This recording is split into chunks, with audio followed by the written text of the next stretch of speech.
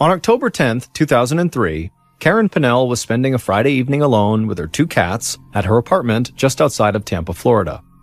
Karen loved the Florida lifestyle, the beaches, scuba diving, nightlife, all of it. But the 39-year-old was happy to have some time alone at home by herself that night. She had a really early shift the following day as a customer representative at Tampa's busiest airport. So she just wanted to relax tonight and then go to bed early and get a good night's sleep. Karen grabbed her cell phone and ordered a pizza. Then she sat down on the couch, turned on the TV, and zoned out while she waited for her food to arrive. Karen was beautiful, with long wavy brown hair and dark eyes. She was a former model and flight attendant who had always had more men chasing her than she knew what to do with. There were so many boyfriends, in fact, that Karen came up with nicknames like Car Guy and Doctor Pilot to help her friends keep the cast of characters straight. And Karen could get entire rooms full of people to burst out laughing whenever she talked about all these guys she had dated because she told great stories and had a great sense of humor. Karen's sense of humor made her perfect for her job at the airport, where she spent her days at work helping stressed-out travelers, and she always managed to do it with a smile on her face. But Karen's easy smile hid the fact that she was actually having a hard time in her personal life. 2 years earlier, Karen had been through a really bad divorce. Then, right after that, she had been diagnosed with multiple sclerosis, or MS for short, which is a debilitating disease that can lead to nerve damage, blindness, and even paralysis. And recently, Karen had begun having blackouts from her MS, and it made her worry about the future. She knew that her MS would likely only get worse. On the couch, Karen watched the end of a TV show. Then she stood up and walked outside to get her mail. She took a stack of envelopes out of the mailbox and then headed right back inside to the couch. As she sat there, she flipped through the envelopes and tossed all but one of them on the coffee table.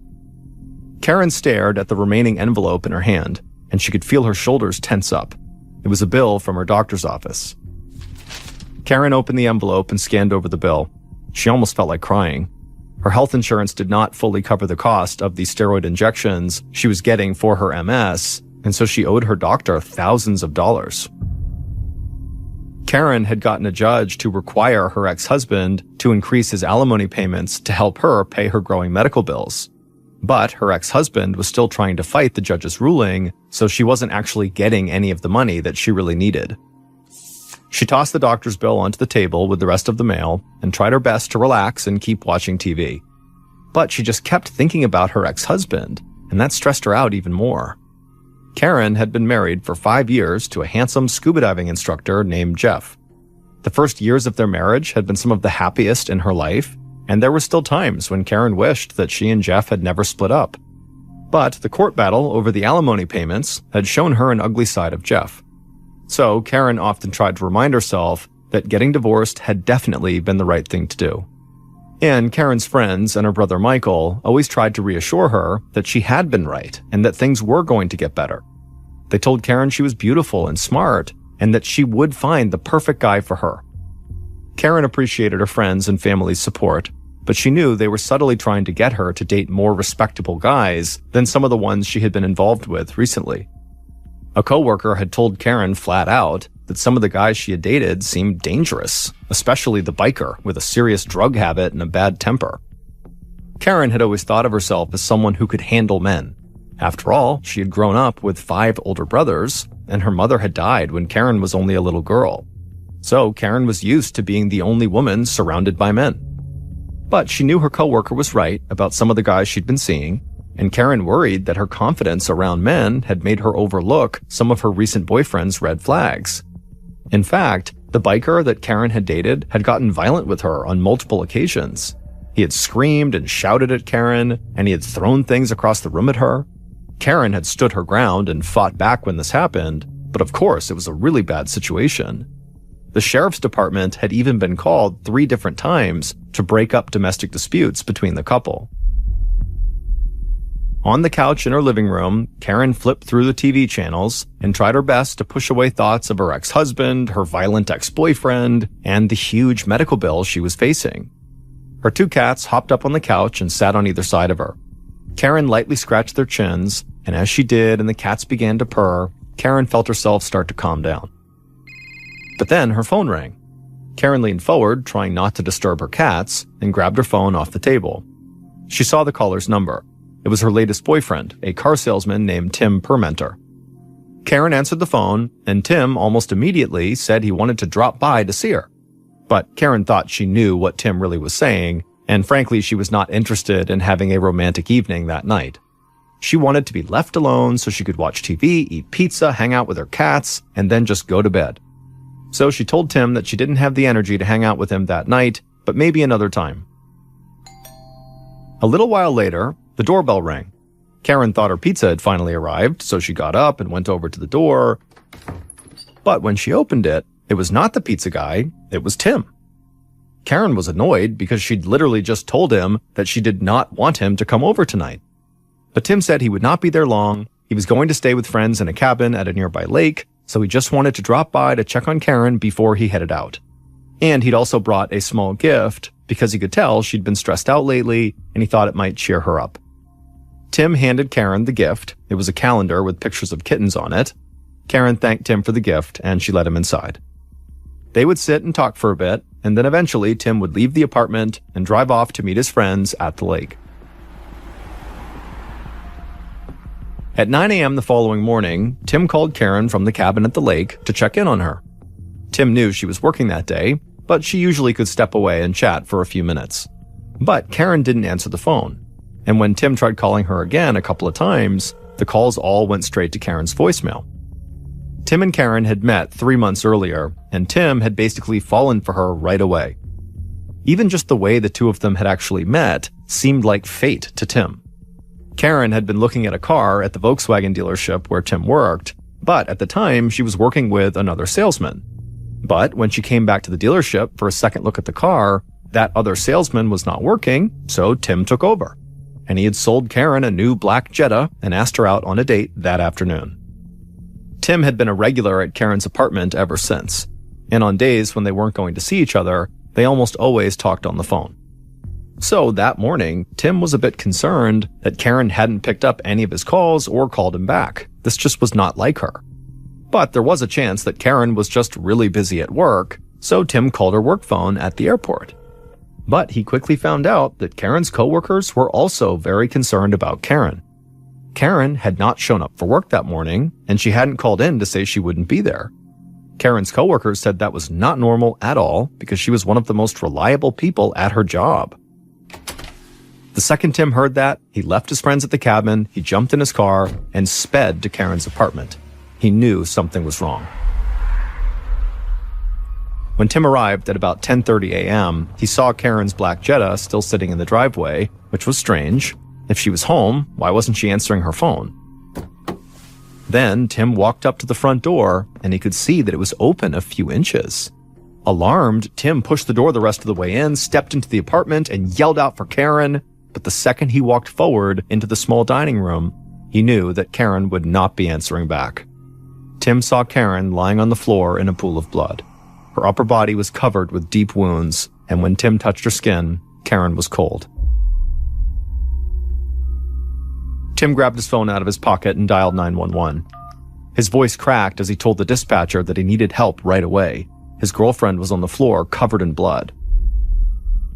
After Tim got off the phone, he just ran outside and began vomiting. A few minutes later, Tim was still bent over, struggling to catch his breath, when he saw two sheriff's deputies step out of their cruiser. Tim wiped his mouth and motioned the deputies over towards Karen's front door, and then he continued to throw up. After walking past Tim, one deputy went inside the apartment while the other brought Tim over to the cruiser to have him sit down inside and try to calm down. The deputy told Tim that he really needed to collect himself because soon they would need to question him about what happened. Tim nodded and then put his head in his hands.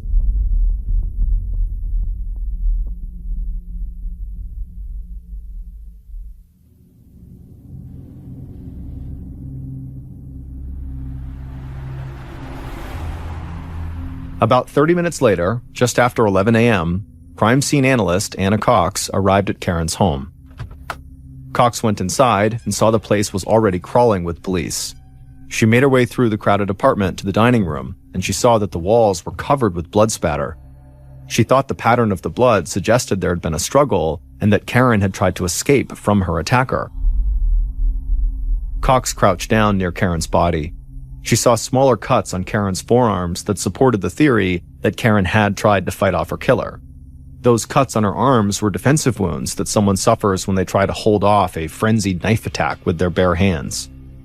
Looking at the pool of dark blood on the floor under Karen's shoulders, Cox was struck by how hard this woman must have fought to try to stay alive, and Cox was determined to make sure that fight had not been for nothing. She couldn't do anything to change what had happened to Karen, but Cox would use every piece of evidence at the scene to help investigators find the person who had committed this horrific crime. Police officers told Cox that the sliding glass doors in the back of the apartment appeared to have been broken into. They thought that might suggest some kind of burglary, and Cox could see Karen's handbag turned upside down on the kitchen counter, which seemed to reinforce the burglary angle.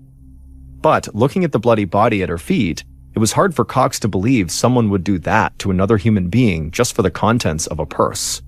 But just then, Cox happened to glance at the wall near Karen's body, and for a second, it was like everything else in the room disappeared. 3 capital letters, R-O-C, were handwritten in blood on the wall about a foot above the floor.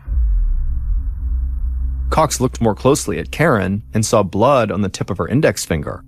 Then Cox looked back at the wall, totally stunned. Had Karen spent her final moments writing a message in her own blood? Suddenly, Cox felt like she was in a Hollywood movie. In 10 years of scouring crime scenes for evidence, she had never seen anything like this, the last words of a victim written in their own blood.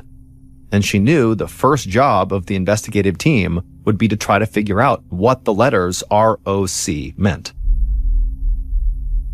As crime scene analyst Anna Cox remained fixated on the bloody letters written on the dining room wall, lead detectives Sergeant Michael Holbrook and Larry Nelvin walked out of Karen's apartment. The detectives had met with Cox, and they had conducted a thorough search of every room in the house. Now they wanted to talk to Karen's boyfriend, Tim, who was still sitting in the back seat of the police cruiser parked in front of the apartment. When police had first arrived, Tim had been a complete wreck, vomiting constantly on the ground. But when he stepped out of the cruiser and joined the detectives, he was now much more calm, and he said he wanted to help in any way he could. Tim told the detectives that he had stopped by Karen's place the night before to give her a gift, that kitten calendar, before he headed off to see his friends. Detective Holbrook wanted to know why Tim did not spend the night with Karen, and Tim said he knew Karen had to wake up for work, which is why he had made plans to stay with his friends at a place on Moon Lake, 30 miles away. Tim said he'd left Karen's at about 7:30 p.m., and as far as he knew, Karen was going to eat some pizza, watch some TV, and then go to bed. Holbrook didn't say anything, but Tim's story sounded plausible. Investigators had found a partially eaten pizza in Karen's kitchen, along with a receipt showing it had been delivered at 8:48 p.m. So Karen must have been alive at least until then. Tim told the detectives that he had gotten worried about Karen that morning when he learned she had not gone to work. And so that was why he had drove back to her place to investigate. And of course, that was when he made his horrifying discovery and called 911. The detectives asked Tim if there was any other information he could think of that might help their investigation. Tim thought for a second, and then he looked back up at the detectives and said there was something else they should know. But it really didn't have anything to do with Karen. Tim knew investigators would check into his own criminal record, so he wanted to be upfront with them. He said he had served time in prison for something stupid he'd done more than a decade earlier. He had gotten into an altercation with another guy, things had gotten out of control, and he and the guy ended up getting their guns and shooting at each other. Both Tim and the other gunman were wounded in this fight, and Tim was convicted of attempted murder. But Tim swore he was a new man now. He was a successful car salesman, a good friend, and he was very much in love with Karen. And he said investigators were more than welcome to search him, his house, take his computer, take his fingerprints, whatever they wanted to do. All he cared about was finding the person who did this to Karen. The detectives were kind of shocked by what Tim had just told them, but they thanked him for being so honest. Then they asked him who might have had a reason to hurt Karen. This time, Tim didn't need to think. He already had the answer. He said there were 2 guys the police had to talk to. The first was Karen's ex-husband, Jeff, who was locked in a court battle with Karen over alimony payments that he didn't want to make. And the second guy they needed to look at was one of Karen's ex-boyfriends, who had lived with her for a short time. The ex-boyfriend was a big biker, and he had been abusive before he moved out.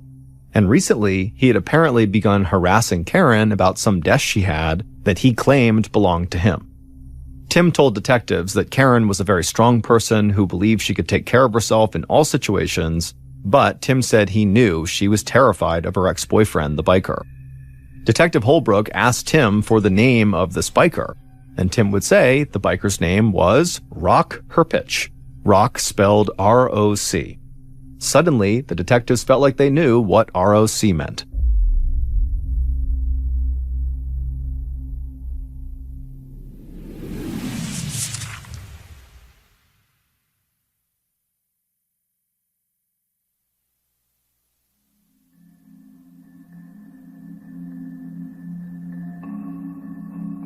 After crime scene analyst Cox learned about Karen's ex-boyfriend, who was named ROC, Rock, she told the detectives that she'd made another valuable discovery of her own.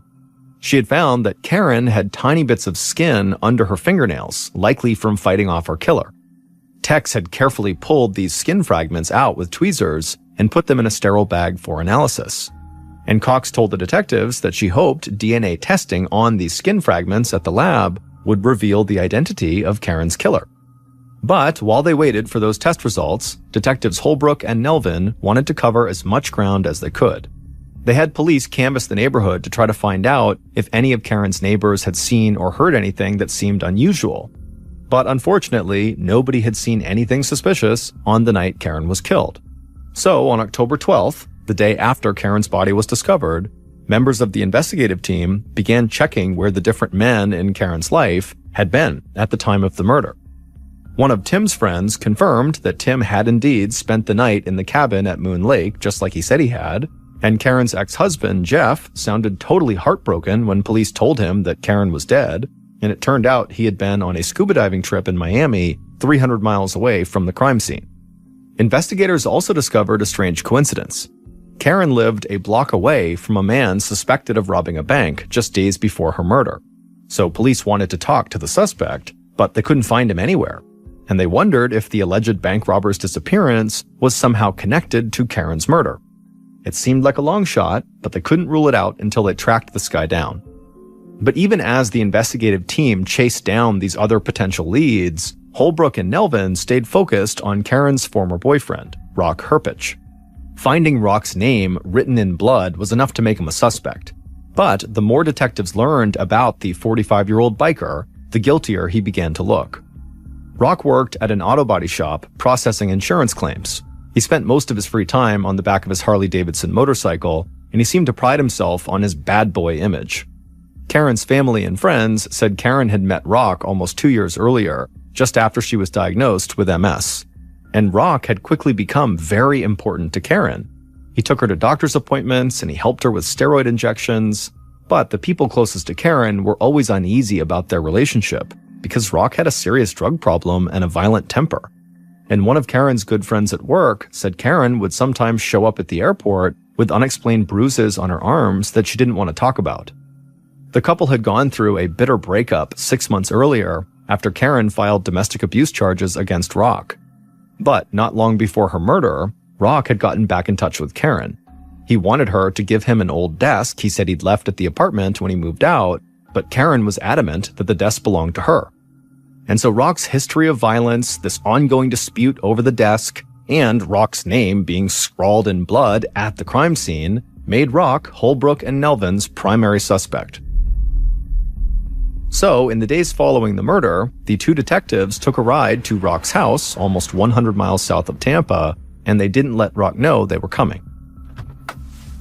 When they got there, Rock was in his garage, and they could tell by the look on his face that he was not happy to see them. But the detectives told him they just needed to talk about a friend of his who was in trouble, and so Rock seemed to relax a bit.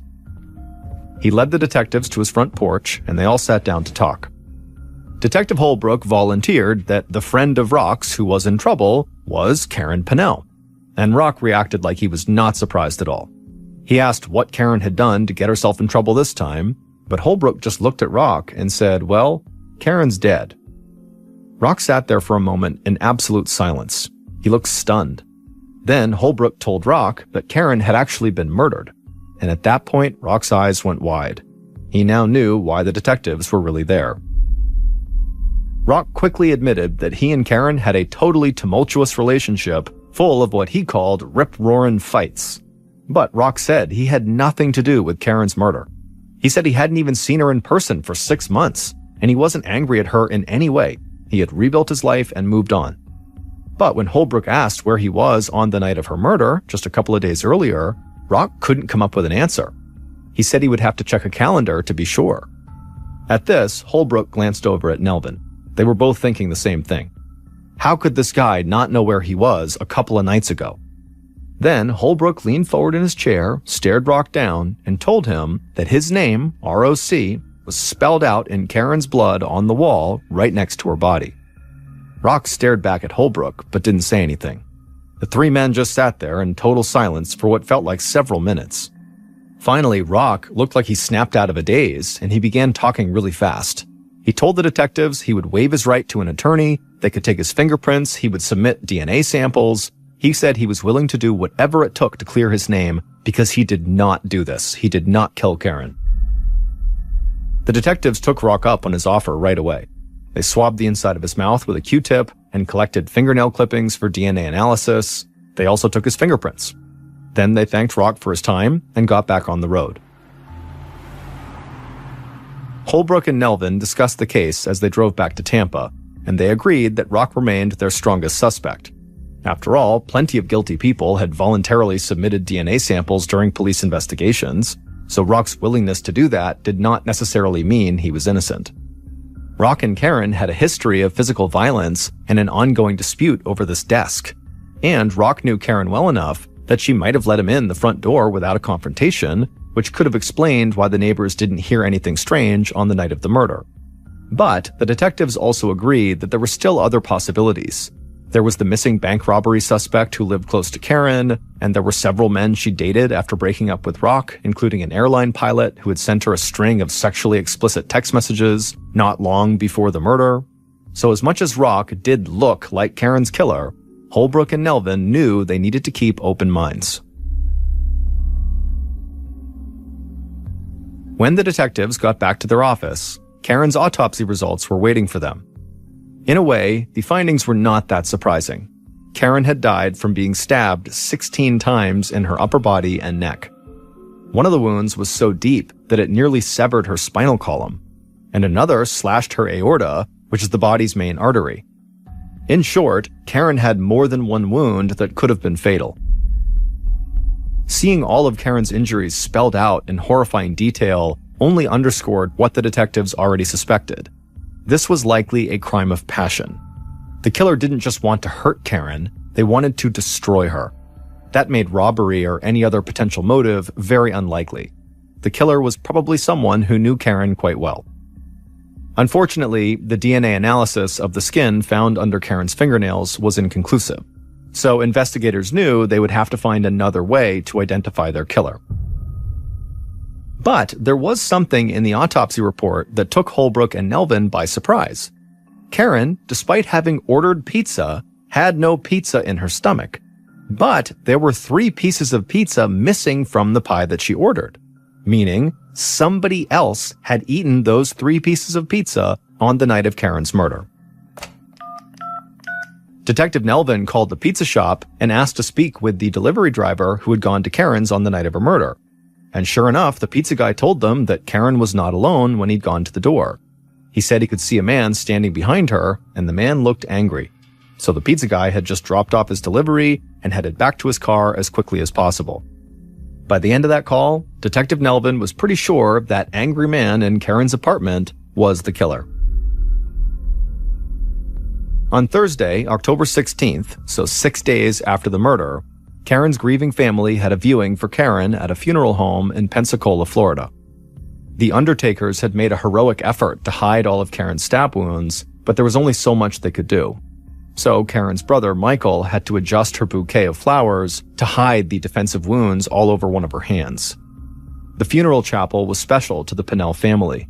Karen's mother had been memorialized there in 1972 when Karen was just 8 years old. The Pennell family was a military family. Karen's dad was a career Air Force guy who had met her mother while he was stationed in Germany. And for a family that had moved from place to place to follow Karen's father's military assignments, Pensacola became an anchor, the closest thing they had to roots.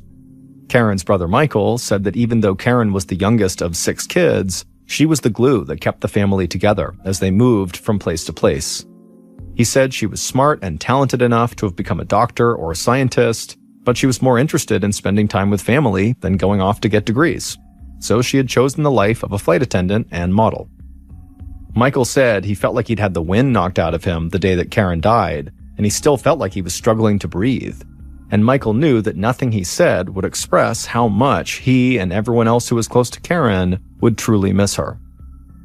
The next day, Karen's coworkers held their own memorial service at the airport chapel. The line of friends and colleagues was out the door as hundreds came to pay their respects. And all anyone could talk about was how much they had loved Karen. While Karen's friends and family mourned her loss and celebrated her life, the police started to eliminate potential suspects and really began to hone in on just Karen's ex-boyfriend, Rock Herpich. The suspected bank robber who lived near Karen turned himself into police, and he was not Karen's murderer. He had been far away from Karen's apartment on the night she was killed. Detectives Holbrook and Nelvin also tracked down the airline pilot who had been sending sexually explicit text messages to Karen, and he had a strong alibi too. He was flying a plane over the Middle East when Karen was murdered. But even as the detectives narrowed down the list of suspects, they still didn't feel like they had enough evidence to arrest Rock. The guy had a clear history of violence and his name had been written in blood on the wall, but Holbrook and Nelvin knew they needed something clear-cut that would put him at Karen's house at the time she had been killed. While the detectives continued their investigation, crime scene analyst Anna Cox could not stop thinking about the letters ROC. She spent hours staring at them on the wall at Karen's apartment. Those 3 letters, written in Karen's blood, were powerful evidence, and Cox knew that ROC had potentially been Karen's last word. In a courtroom, the dying words of a crime victim get special weight from judges and juries. It's called a dying declaration and treated as the words of someone with no reason to lie. They're going to die anyways. In this case, Karen seemed to be saying, "Rock killed me." But Cox had to be sure that was the case, and her obsession with just staring at those letters on the wall was not giving her any new evidence. So Cox did something unusual. She cut out the section of sheetrock where the 3 letters appeared on the wall and brought it back to her lab at the Pinellas County Sheriff's Office. She wanted to do some more research there. In her lab, Cox looked at the letters under a high-powered microscope, and at first, she couldn't believe what she was looking at. She stepped back from the microscope and took a breath, and then leaned back in to take another look at the letters. This time, Cox felt her face flush and her hands start to shake with excitement. She knew she had just discovered something that she would never have found if she had just kept staring at the wall in Karen's apartment. And this new discovery led Cox right to another major piece of evidence. So she grabbed her phone and called Detectives Holbrook and Nelvin to tell them what she had just found. And not long after that, the detectives were confident they knew who had killed Karen.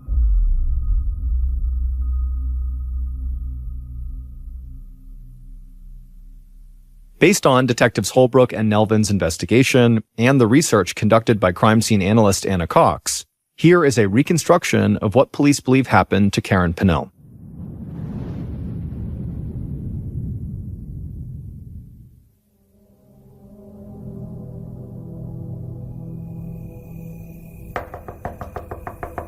On the night of October 10th, 2003, the killer knocked on Karen's front door.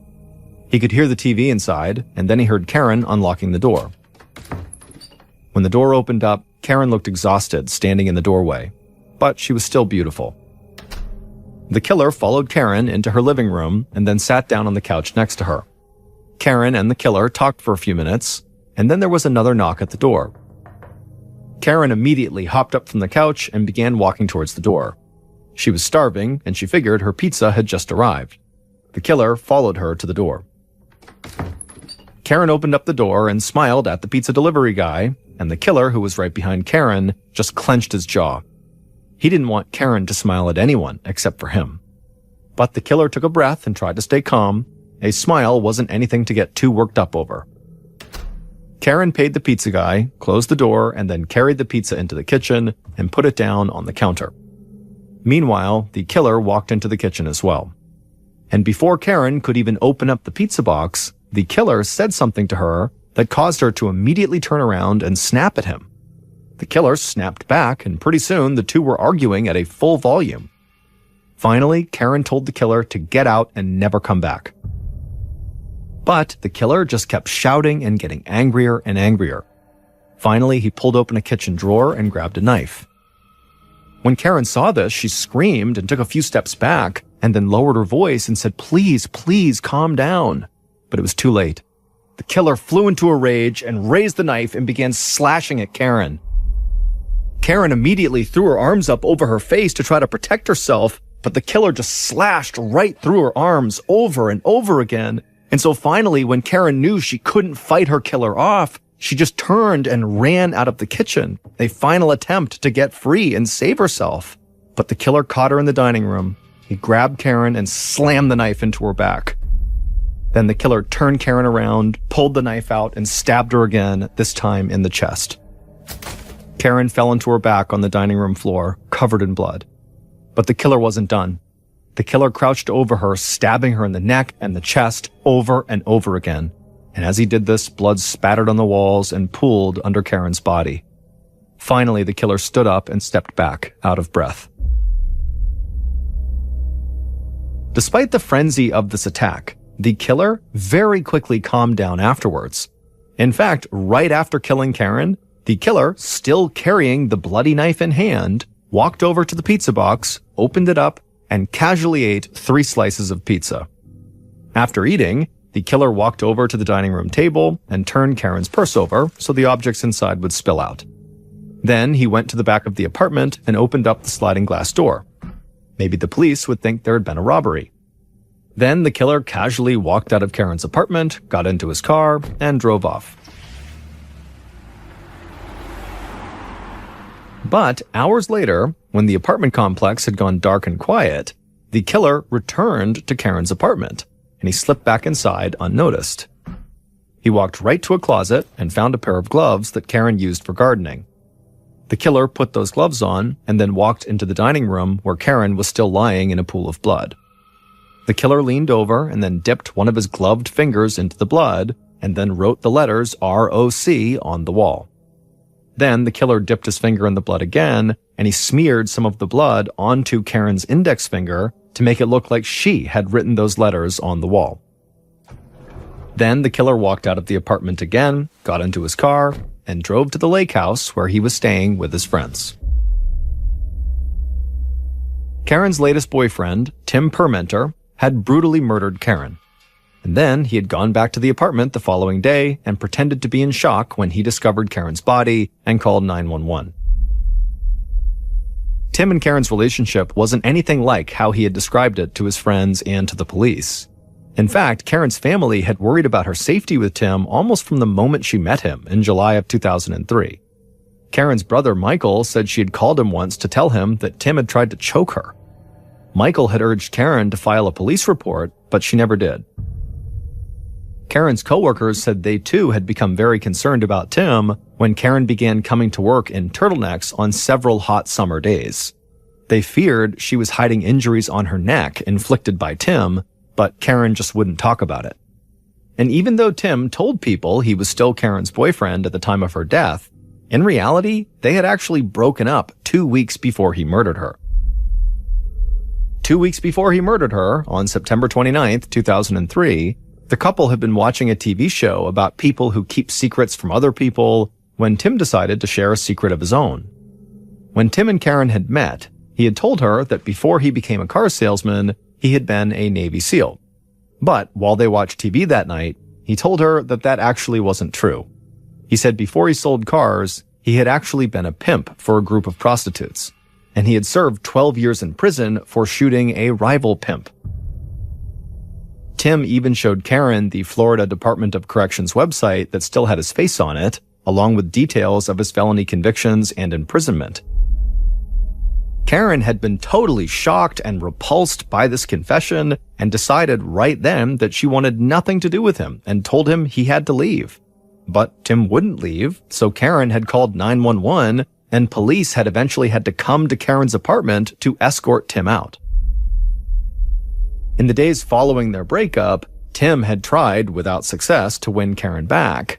He also had begun lurking near her apartment and going through her trash, and in doing that, he discovered that Karen was already dating other men. And this made Tim insanely jealous. And so, on October 10th, Tim showed up at Karen's house, even though she had just told him not to. Karen did let Tim inside, and she had tried to stay calm and polite, but Tim had become belligerent when Karen said she did not want him back in her life, and then Tim exploded into a rage, grabbed the knife in the kitchen, killed Karen, and tried to frame her ex-boyfriend, Rock, by writing his name on the wall. Detectives Holbrook and Nelvin had always considered Tim a suspect. As Karen's boyfriend and the one who found her body, he couldn't be overlooked. But believing that Karen had used her final moments to write ROC on the wall had put Rock at the top of the suspect list, not Tim.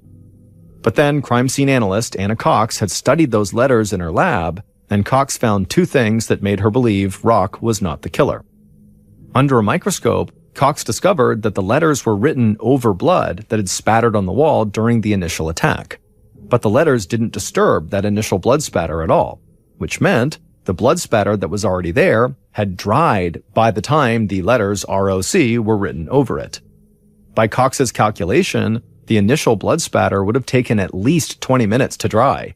That meant for Karen to have written those letters, she would have had to be conscious for at least 20 minutes after she was stabbed multiple times, and with the severity of the wounds Karen had suffered, that was extremely unlikely.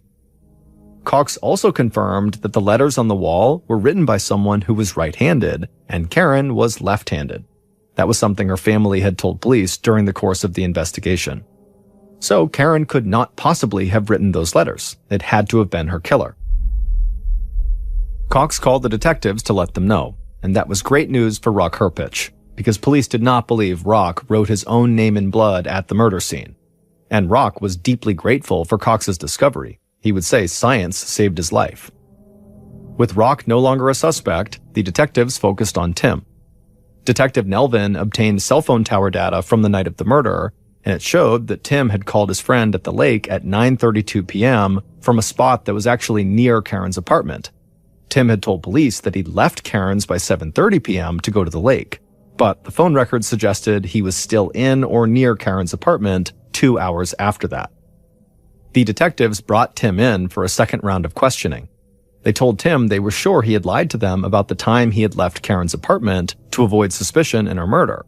They also told him that his fingerprints were all over the pizza box delivered to Karen's home that night.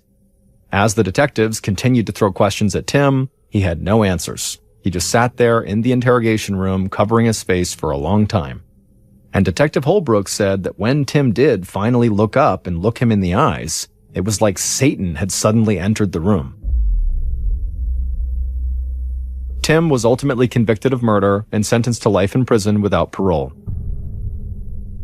Years after Karen's death, her brother Michael said publicly that he didn't want people to remember Karen just for her murder.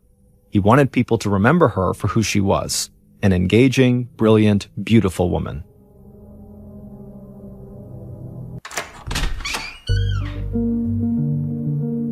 Early on the evening of June 12, 2012, a 25-year-old woman named Noemi Belanger opened up the door to her hotel room on Phi Phi Island, which is a major tourist destination in Thailand. Once the door was unlocked, Noemi pushed it open, and she held it for her little sister, 20-year-old Audrey, who came in wheeling all their suitcases. Noemi and Audrey were both from Quebec, Canada, and they were also both college students, and they were on this big month-long vacation to celebrate the end of the school year. They had been in Vietnam for the past 3 weeks, and today they had arrived in Thailand, and their plan was to stay here for a bit before finally heading back to Quebec. But for right now, Noemi in particular was feeling really exhausted. I mean, there was a lot of travel getting here today, and, the past 3 weeks had been loads of travel, and Noemi was kind of hitting a wall. And so as soon as she got into the room, all she really wanted to do was just flop down on the bed and just lay there for a little while. But she had also become a fairly experienced traveler by this point, and she knew before she did that, she just wanted to make sure that, the bed was cleanly, make sure there were no bed bugs or, unclean sheets or something. And so she went over and pulled the sheets back and checked, and the sheets were pristine. It was beautiful. The room felt super nice. And so she just flopped down on the bed and just enjoyed the air conditioning. And at the same time that she was doing this, Audrey, who very likely was also feeling all the, the symptoms of travel over so many weeks. She likely was very, very tired. But she, instead of laying down, went right into the bathroom and started getting ready for the night. And Noemi sort of understood why. So while the girls were in Vietnam, they had met these two really nice guys who were from Brazil, and they had kind of hit it off, and, they had left today to go to Thailand, and wouldn't you know it, it turned out those guys, their itinerary included them coming to Thailand today. And so it was kind of like this revelation at the end of their time in Vietnam that they would not have to say goodbye basically forever, but instead, the good times could keep on rolling in Thailand. And so the plan was that night they would meet up with these two guys, these Brazilian guys, out on the beach and basically party with them and just have a fun night.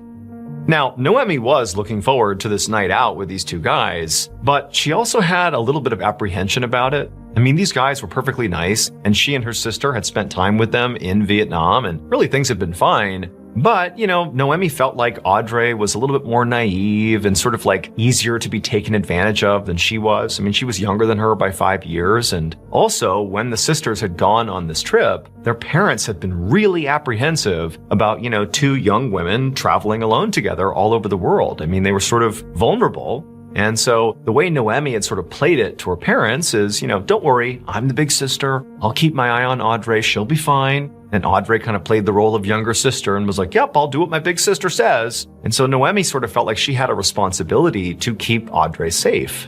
And so she was feeling a bit apprehensive about whatever they were going to do that night with these guys. It just sort of seemed like things were sort of moving quickly with these two guys. They should have maybe just stopped in Vietnam, but they're here. And so who knows what was going to happen. And so Noemi, as she's laying there and Audrey's getting ready, Noemi decides to just give her parents a call. Because one of the things Noemi had been doing over the past several weeks they'd been on this big vacation is sort of constantly updating her parents to assuage their concerns that anything was wrong, with their two kids. Noemi wanted her parents to see that she was doing everything she could, to keep her and her sister safe. And so she pulled out her phone and she was about to call her parents when suddenly Audrey appeared from the bathroom and said, "Stop." And she told her, like, hey, remember, it's evening for us, but back home in Canada, it's the middle of the night. So you're going to be waking them up and they're going to have loads of questions like, why are you calling in the middle of the night? And probably you're going to have to tell them about, how we're going out tonight with these two guys and they're going to worry. Like, don't do that. Spare them. We will talk to them tomorrow. They don't need to know what we're doing tonight. Everything is fine.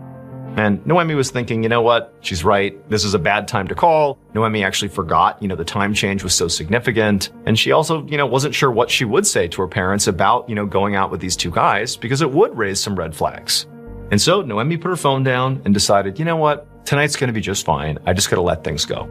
And so she actually climbed off the bed and she joined her sister in the bathroom and began also getting ready for their big night out. A little bit later, Noemi and Audrey left their hotel room and they headed out to the beach. And sure enough, there, right outside of a beachfront bar, were the two Brazilian guys they were meeting up with that night. And as the two girls approached, they saw that each of these guys were holding these big buckets. They almost looked like, a toy that a child would use on the sand, to fill it up and make a sandcastle with, like a big, beach bucket. And, the girls, as they're walking over, they're wondering what these buckets were for. And they thought it was maybe like some joke these guys were going to play, or they didn't know what. But as they got closer, they realized that these buckets these guys were holding were filled to the brim with ice and liquid. There was some sort of drink in these buckets. And so the girls walked up to them and they said hello. And very quickly, the conversation turned to these big drinks they were holding. And Noemi and Audrey were like, what are those? And the guys told them, these are like these amazing cocktails that you can only get in this part of the world. The girls asked, well, what is it? What's inside of the drink? What makes it so special? And the guys kind of looked at each other and laughed and they're like, I don't know, just try it. It's really good. It'll make you feel great. Now, Noemi, being the sort of more responsible one, did not immediately begin drinking either of these drinks. Instead, she sort of paused and thought about it. But Audrey, on the other hand, was totally sold. She reached forward, grabbed one of the buckets, and just began chugging this drink. And so Noemi's looking at her like, come on, like you can't just jump into this. We don't know what this stuff is. But, after a couple of chugs, Audrey lowered the bucket and looked at her sister and she just grinned and she handed it back to her guy. And then she told Noemi, these taste great. This is awesome. You gotta try it. Loosen up. And so at this point, Noemi, she's considering the situation. They were in Vietnam with these guys, and these guys were out partying with them. They were drinking with them, and, they seemed perfectly trustworthy, and they were clearly drinking from these buckets, and it didn't seem nefarious. And also, Noemi looked around the beach and suddenly realized that basically everybody had these big buckets. This was not just these two guys. Everybody's drinking this thing. And so Noemi's thinking, okay, well, if they think it's okay and it's sort of normal, in this part of the world, then it's got to be okay. And so she reached forward, grabbed the other bucket from the other guy, and took a big sip.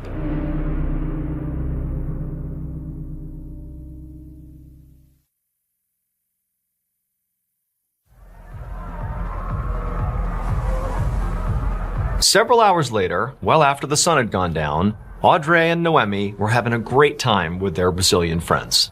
They were still near this beachfront bar. They were actually dancing right outside of it because now there was a DJ blaring some music and there were all these people. And actually the sisters had sort of broken up and were sort of doing their own thing with their respective guy, but they were sort of near enough each other that they could kind of keep tabs on each other. And they were just having a great time.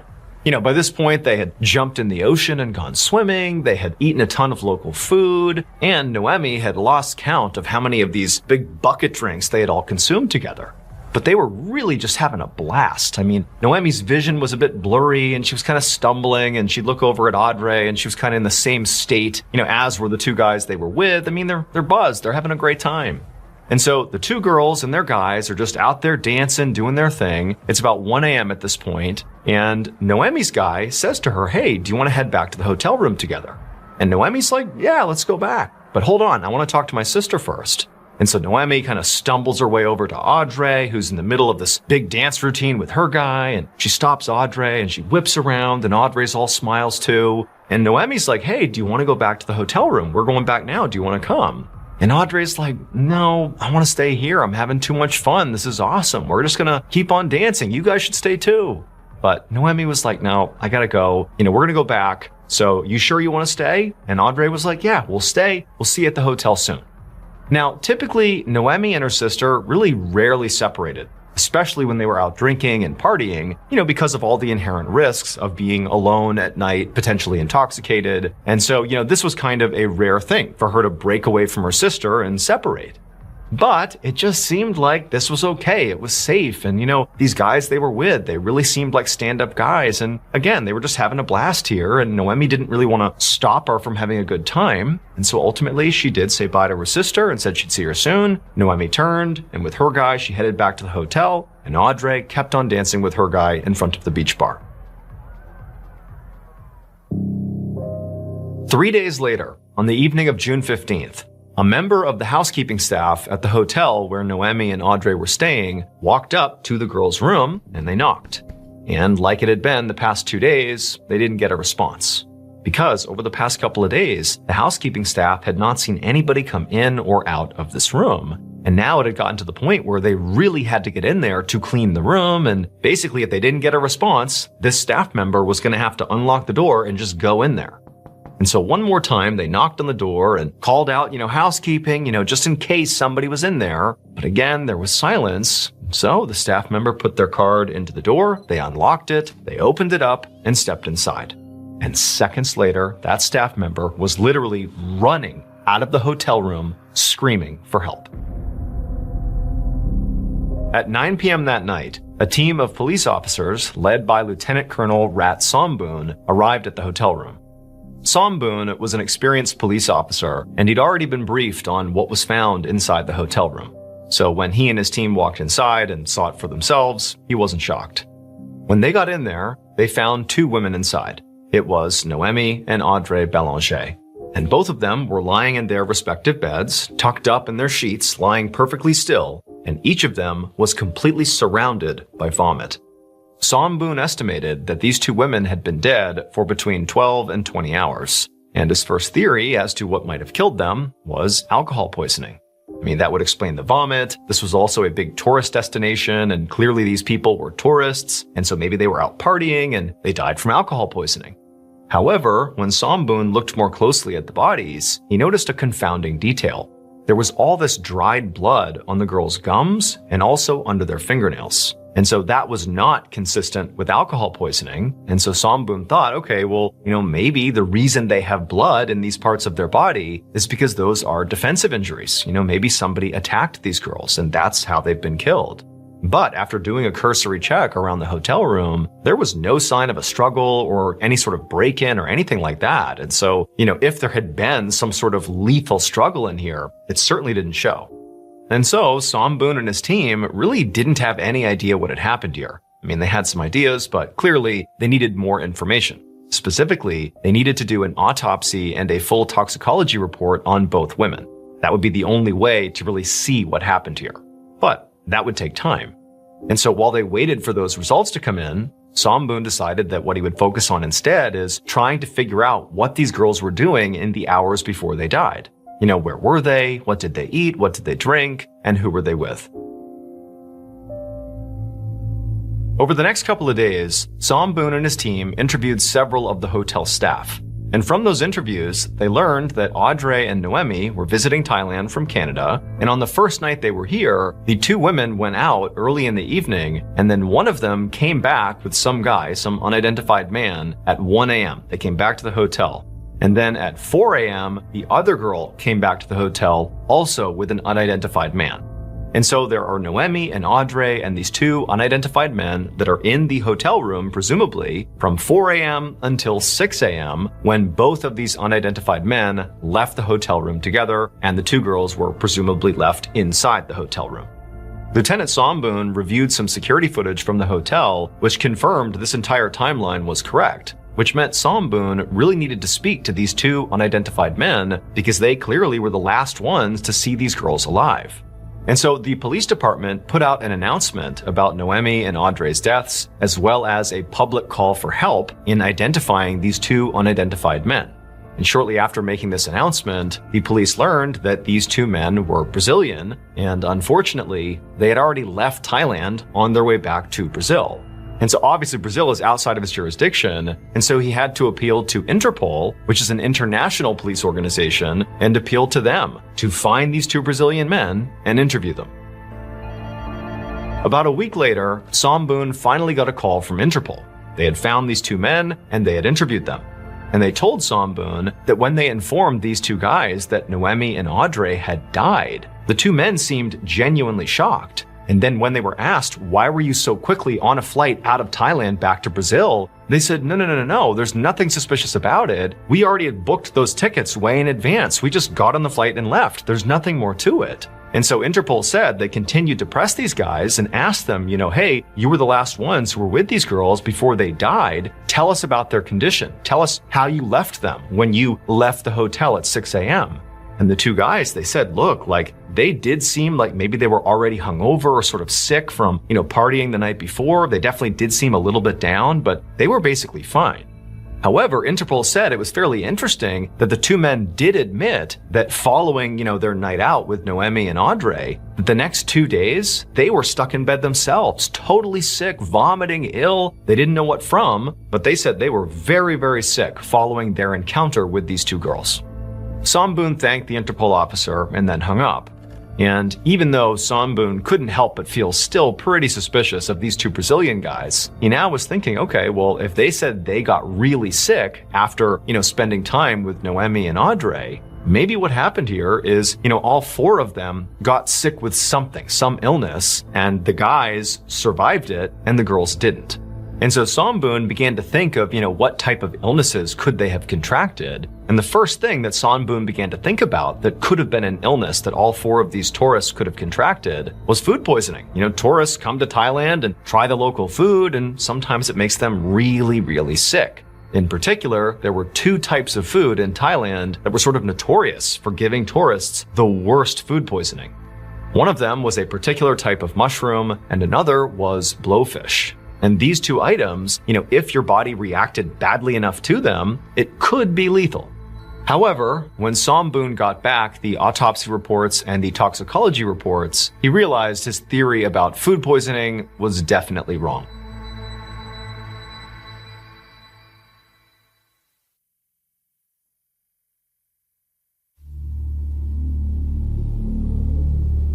So it would turn out those drinks that the girls had with the guys in those big buckets, they were unique to Thailand. Those are not drinks that are served really anywhere else in the world. And that's because those drinks are just not safe. And for whatever reason, it sort of blossomed in Thailand and it's sort of an accepted thing. But when you hear the ingredients of what's in this drink, you'll understand why it's not like a sanctioned or more popular thing outside of this small part of the world. So there is no alcohol in these big buckets of liquid. Instead, it includes crushed up narcotics, it includes cough syrup and Coca-Cola, and in some cases, pesticide. In fact, specifically DEET, which is the main ingredient in mosquito repellent. And wouldn't you know it, in the reports that Somboon got back, he saw both of these girls clearly had ingested DEET, which again is a highly toxic chemical. However, despite learning this, even though this seemed to be clearly what happened here, this is a DEET poisoning case, Somboon's thinking to himself, how could this have happened? I mean, these drinks, which are called 4x100s, are pretty popular in Thailand, and people are not just turning up dead left and right. It's a dangerous drink, no doubt, but, people do not die with any regularity from drinking it.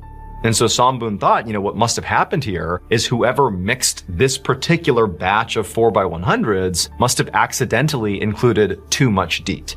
And so that would explain how, the two girls died from DEET poisoning, too much DEET in their drinks, and that very likely the guys as well consumed the same batch, which had tons of DEET in it, but, their bodies were able to withstand it and they survived it despite getting very, very sick.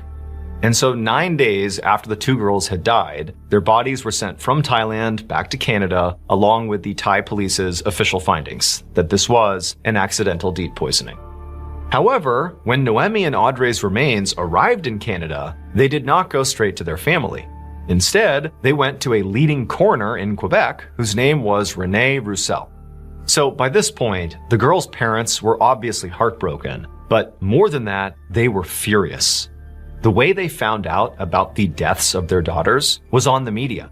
I mean, despite the fact that the police were immediately called when the girls were found dead, the Thai police did not get in touch with the family. They only got in touch after their investigation was done, and they're like, hey, by the way, your daughters are dead, and it was a DEET poisoning. It is what it is. Good luck. And so the parents felt like, are you kidding me? Like, you didn't loop us in at all? We're spending days trying to get in touch with our daughters, and you knew all along they were already dead?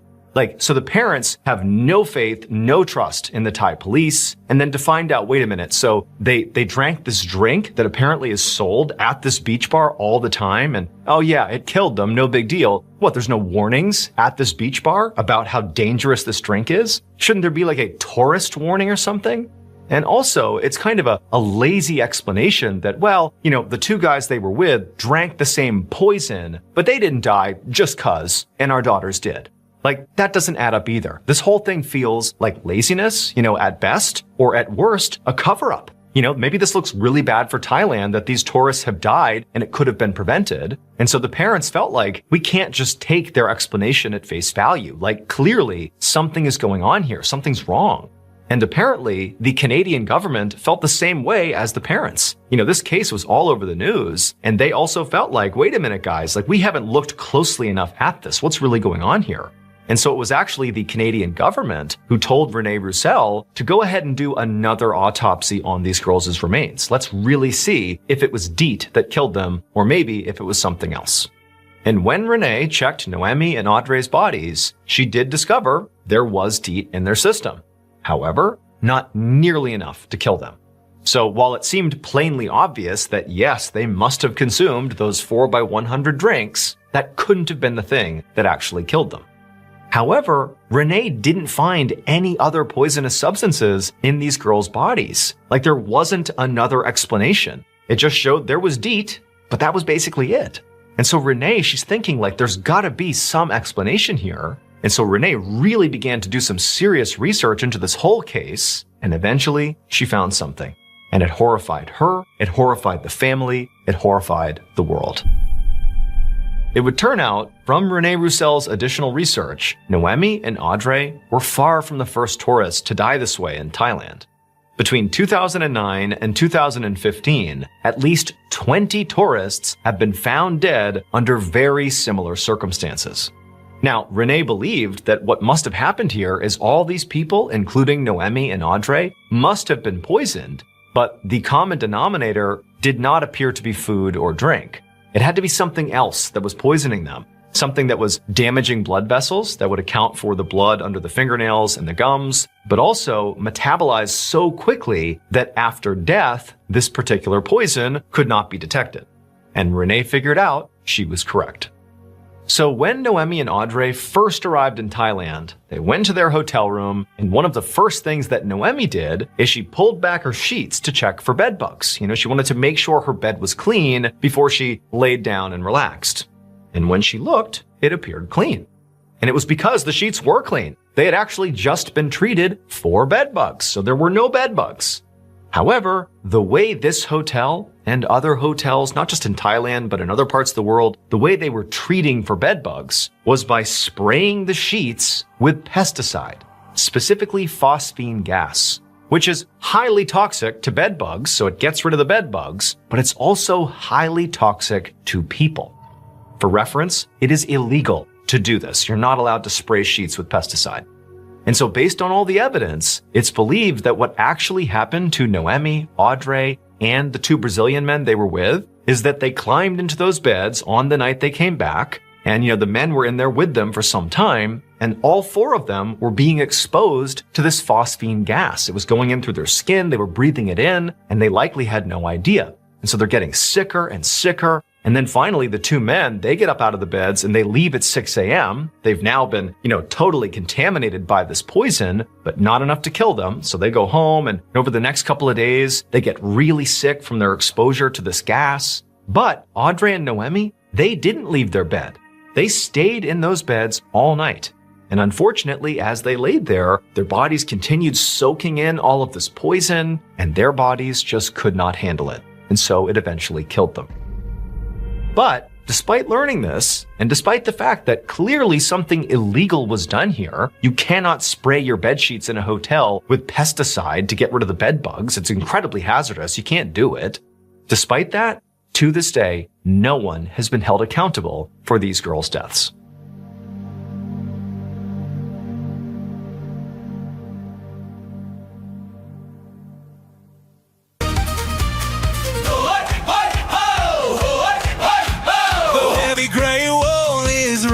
Deep, while the town on the cliff is fast asleep.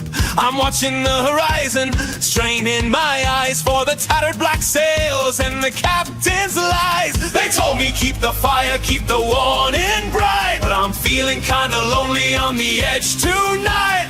Rules are for the living, safety is a bore. I want the phantom ocean knocking at my door. So I climb the spiral stairs, breathing in the salt. If they crash upon the granite, hey, it's not my fault. The bulb is humming loud, like a second sun. Grab the hammer from the wall.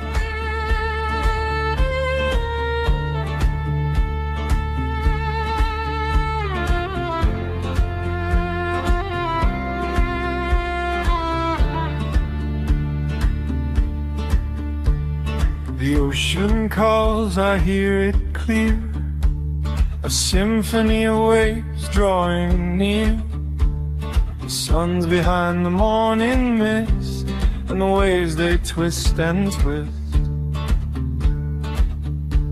I feel the rhythm in my bones. The sea, the sky, they are my own. The pulse of life is in the tide. A quick note about our stories. They are all based on true events, but we sometimes use pseudonyms to protect the people involved, and some details are fictionalized for dramatic purposes. The MrBallen podcast, Strange, Dark, and Mysterious Stories, is hosted and executive produced by me, Mr. Ballen. Our head of writing is Evan Allen, produced by Jeremy Bone, research and fact-checking by Shelley Shue, Samantha Van Hoos, Evan Beamer, Abigail Shumway, and Camille Callahan.